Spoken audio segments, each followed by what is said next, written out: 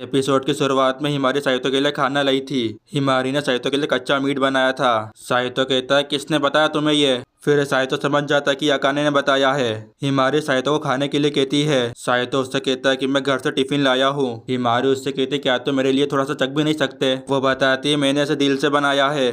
फिर हम देखते क्लास के बच्चे साहित्य को खाने के लिए कहते हैं और यहाँ पर साहित्य भी उनकी बात मान जाता है। जैसे ही साहित्य खाना खाता है उसे खाना काफी अच्छा लगता है। साहित्य उससे कहता है, ये टेस्टी है। इसके बाद हिमारी उसे अपने हाथों से खाना खिलाती है। इसके बाद वहाँ पर अकाने भी आ जाती है। ये देखने के बाद तो उसे काफी जलन होती है। हिमारी कहती है अकाने से, मुझे तुमसे जलने की बदबू आ रही है। और ये सुनने के बाद तो अकाने काफी शौक हो जाती है। वो उससे कहती है, मुझे कोई जलन नहीं हो रही है। वो बताती कि आखिर मैं क्यों जलूंगी? हिमारी उससे कहती है, अकाने तुम ज्यादा मत सोचो। वो बताती मैं तुमसे भी बहुत प्यार करती हूँ। फिर हम देखते हिमारी भी ट्राई करती है उसे खाना खिलाने की।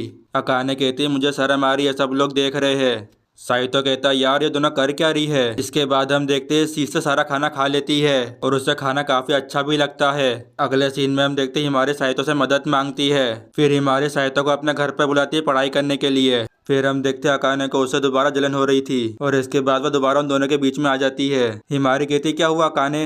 वो बताती है, साहित्य के साथ रीना तुम्हें खतरा हो सकता है। अकाने कहते, तुम इसकी चिपड़ी चिपड़ी बातों में मत आना। मतलब यहाँ पर अकाने को काफी ज्यादा जलन होती है।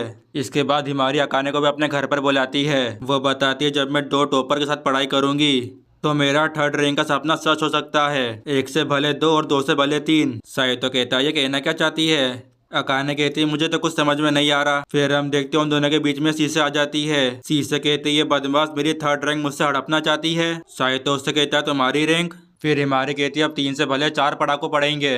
फिर वो कहते हैं कि अकाने के घर पे। इसके बाद हमें साहित्य के घर का सीन दिखाया जाता है। साहित्य कहता है, हिमारी से तो क्या पढ़ना चाहती हो? तुम्हें क्या समझ में नहीं आ रहा है? वो बताती है, इसका जवाब तो मुझे भी नहीं पता है। साहित्य कहता, तुम्हें मैथ्स कब से मुश्किल लगने लगी? हिमारी बताती, मुझे लगता है कि 1st ग्रेड से। ये सुनने के बाद तो साहित्य शौक हो जाता है। फिर साहित्य कहता है, इतनी आसान मैथ्स भी नहीं आती। इसके बाद हम देखते हैं वो सब स्टडी करना शुरू कर देते हैं। हिमारी कहती है, वाह मैंने तो कर दिखाया। इसके बाद वो साहित्य की तारीफ करती है और यहाँ पर अकाने भी उन दोनों की बातें सुन रही थी। इसके बाद वह साहित्य के पास जाकर उसकी तारीफें करती है। साहित्य उससे कहता है, तुम नादान मत बनो, तुम्हें पता भी है तुम क्या कर रही हो। फिर हम देखते हैं अकाने को उससे बहुत ही ज्यादा गुस्सा आ रहा था। फिर इस शीशे कहते हैं साहित्य से कि मैं बहुत बोर हो रही हूँ। फिर इस शीशे साहित्य के साथ खेलने की बात करती है। साहित्य कहता है, थोड़ी देर का ब्रेक ले लेते हैं। इसके बाद वो तीनों कार्ड का एक गेम खेलते हैं। अकाने कहती है, मैं साहित्य का भरता बनाकर जीत कर दिखाऊंगी। साहित्य कहता है, यही सबसे ज्यादा जोश में लग रही है। फिर हम देखते हैं गेम खत्म हो जाता है और अकाने हार जाती है। शीशे कहती है, साहित्य भैया के लिए गेम जीतना उनके बाएं हाथ का खेल है। फिर हिमारी एक और गेम के लिए कहती है लेकिन साहित्य मना कर देता है। वो कहता है, मैं बाहर जाकर कुछ खाने के लिए लेकर आता हूँ। फिर हम देखते हैं साहित्य अकेले जा रहा था लेकिन वहाँ पर अकाने भी आ जाती है। साहित्य उससे कहता है, तुम मेरे पीछे पीछे क्यों आ रही हो? अकाने कहती है, बस मुझे देखना था कि तुम जीत कर भाग तो नहीं रहे हो। अकाने साहित्य से कहती है, मुझे लगा था कि तुम्हें बस पढ़ाई की चीजें ही याद रहती है। साहित्य उससे कहता है, डरावना है ना, तुम भी ये बात जानती हो। मेरी अच्छी मेमोरी से सब डरते हैं। हो जो फैमिली में सबके पास ऐसी खासियत होती है। सी बड़े कैलकुलेशन अपने दिमाग में कर लेती है। मेरी खासियत है मेरी मेमोरी। अकाने कहती है, मतलब तुम्हारी फैमिली में सब जीनियस है। साहित्य कहता है, जब मैं लोगों के बारे में छोटी से छोटी बातें बता देता हूँ तो वो लोग डर जाते हैं। साहित्य बताता है, मुझ पर जासूसी का इल्जाम भी लगा है। अकाने कहती है, काश ऐसा टैलेंट मेरे पास भी होता। वो बताती है, अगर ऐसी मेमोरी मेरी भी होती तो मुझे पढ़ाई में इतनी मेहनत नहीं करना पड़ती। अगले सीन में हम देखते हैं शीशे और हिमारी दोनों मिलकर वीडियो गेम खेल रहे होते हैं और इसके बाद तुम इन दोनों की हालत देख सकते हो। हिमारी कहती है, वेलकम बैक। हिमारी कहती है, पता नहीं था कि तुम ऐसे गेम भी खेलती हो। अकाने झूठ बोलते हुए कहती है, गेम तो मेरे पापा लाए थे। साहित्य उससे कहता है, तुमने गेम को छुपा कर क्यों नहीं रखा था? अकाने उससे कहते हैं, मुझे वक्त नहीं मिला। अगले सीन में हम देखते हैं हमें कुछ स्वीट और चाय दिखाई जाती है। फिर हिमारी साहित्य का शुक्रिया अदा करती है। वो बताती कि अब मुझे लगने लगा कि मेरी मैथ्स पहले से काफी बेहतर हो गई है। साहित्य कहता है, सुनकर अच्छा लगा। साहित्य हिमारी की तारीफ करता है। हिमारी कहती कि उन्हें हम अगला सेक्शन तुम्हारे घर पर रखे। साहित्य डरते हुए कहता है, नहीं मेरे घर पर नहीं। हिमारी कहती है, तुम्हारे घर पर लोगों का आना मना है क्या? फिर हिमारी कहती है, अरे तुम तो ब्लश कर रहे हो। इसके बाद हम देखते हैं हिमारी के कपड़ों पर चाय गिर जाती है। इसके बाद हम देखते हैं साहित्य नैपकिन लाता है। हिमारी उससे कहती है, तुम्हें कैसे पता कि नैपकिन कहाँ पर रखा है? और यह सुनने के बाद वो दोनों साथ में कहते हैं, फंस गए। साहित्य बताता, वो मैंने गेस किया और वो सही निकला। हिमारी उससे कहती है, वाह तुम तो सच में जीनियस हो। फिर अकाने हिमारी को साफ करने के लिए कहती है। इसके बाद वो कहते हैं, बाथरूम कहाँ पर है?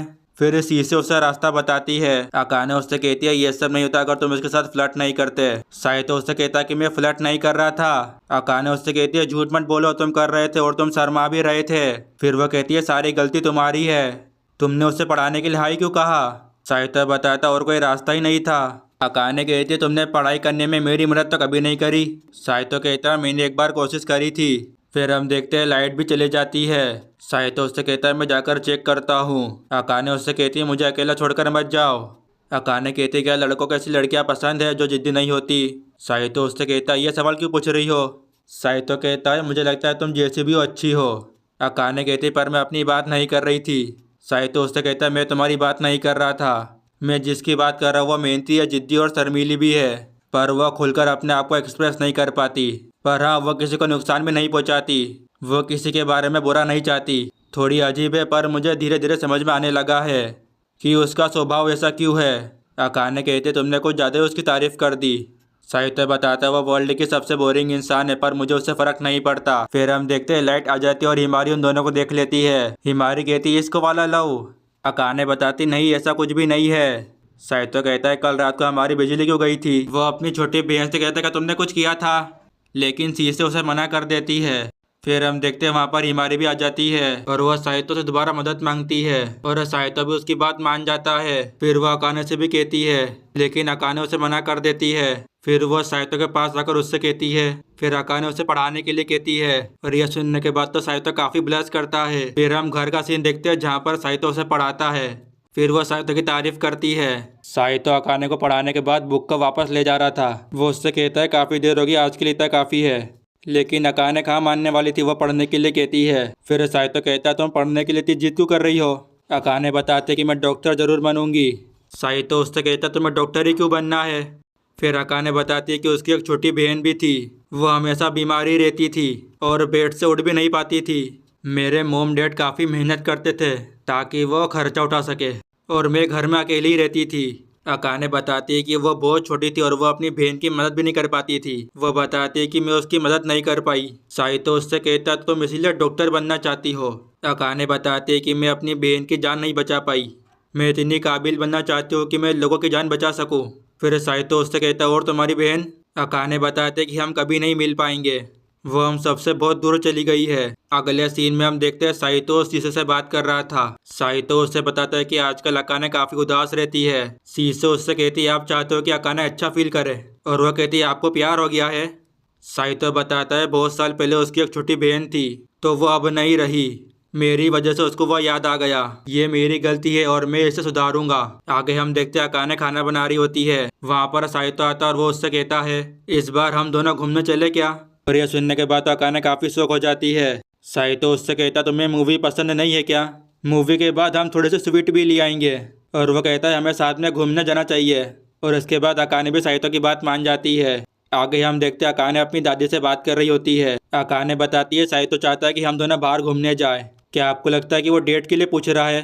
और यह सुनने के बाद तो दादी रोने लग जाती है। दादी कहती अब तुम सब कुछ मुझ पर छोड़ दो।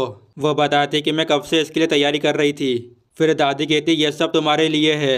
दादी बताती जब तुम्हें प्यार हो जाए तब तुम इसमें से कुछ भी पहन सकती हो, लेकिन अकाने मना कर देती है। अगले सीन में हम घर का सीन देखते हैं। फिर हम देखते हैं अकाने तैयार हो गई थी। फिर हम देखते हैं साहित्य को जो कि ब्लश कर रहा था। अकाने बताती है डेट पर यही तो पहनते हैं।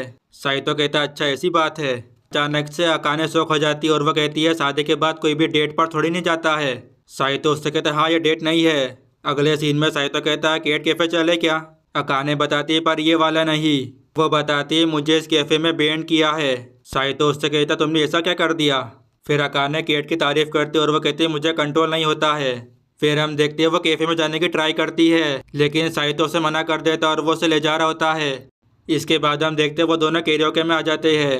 इसके बाद अकाने सॉन्ग सिलेक्ट करती है और वो दोनों साथ में गाना गाते हैं। अगले सीन में हम देखते हैं अकाने ड्रिंक पीती है और अकाने को ड्रिंक काफ़ी अच्छी लगती है।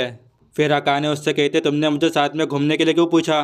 साहित्य बताता है मैंने तुम्हारी बहन के बारे में याद दिलाया था तो तुम उदास लग रही थी। अकाने उससे कहती है तो हम इसीलिए बाहर आए ताकि मेरा मूड अच्छा हो जाए।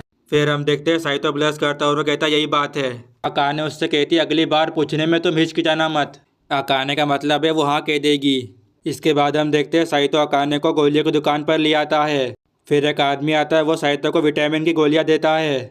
फिर हम देखते हैं साइतो को वो फटाफट गोलियां खा रहा था। फिर हम देखते हैं साइतो बहुत सारा प्रोटीन पाउडर पीता है और वो कहता है ये तो लाजवाब है। आगे हम देखते हैं अकाने की नज़र एक रिंग पर पड़ती है। साइतो उससे कहता तुम्हें चाहिए क्या, लेकिन अकाने साइतो को मना कर देती है। वो बताती है अगर मैं इसे पहनूंगी तो मुझे दिक्कत होगी खाना बनाने में। साइतो कहता है तुम्हें पसंद है तो तुम खरीद लो। अकाने बताती है ये बहुत महंगी होगी। अकाने बताती है जब मैं अपने पैरों पर खड़ी हो जाऊंगी तब मैं इसको अपने मेहनत के पैसों से खरीदूंगी। साइतो उससे कहता है तब तक ये यहाँ पर बची रहेगी क्या। अकाने कहती हाँ बची रहेगी, वरना मैं सबका जीना हराम कर दूंगी। साइतो उससे कहता है इसमें बाकी सबकी क्या गलती है। अगले सीन में हम देखते हैं वो दोनों घर पे जा रहे होते हैं। अकाने कहती है साथ में वक्त बिताकर अच्छा लगा। साइतो अपने मन में कहता है जब ये गुस्से में होती है तो ये कितनी डरावनी लगती है। और वो कहता काश ये ऐसी ही मुस्कुराती रहे। इसके बाद हमें अकाने का एक फ्लैशबैक दिखाया जाता है। अकाने कहती है इस रिंग से आपको दिक्कत नहीं होती। उसकी मॉम कहती है बिल्कुल भी नहीं होती है। और वो कहती है ये तुम्हारे डैड के प्यार की निशानी है। ये रिंग मुझे याद दिलाती है कि तुम्हारे डैड मुझसे कितना प्यार करते हैं। और वो कहती है तुम एक दिन सब कुछ समझ जाओगी जब तुम्हें अपना पसंदीदा इंसान मिल जाएगा जिसके साथ तुम अपनी ज़िंदगी बिताओगी। और इसी के साथ ये एपिसोड यहाँ पर ही ख़त्म हो जाता है।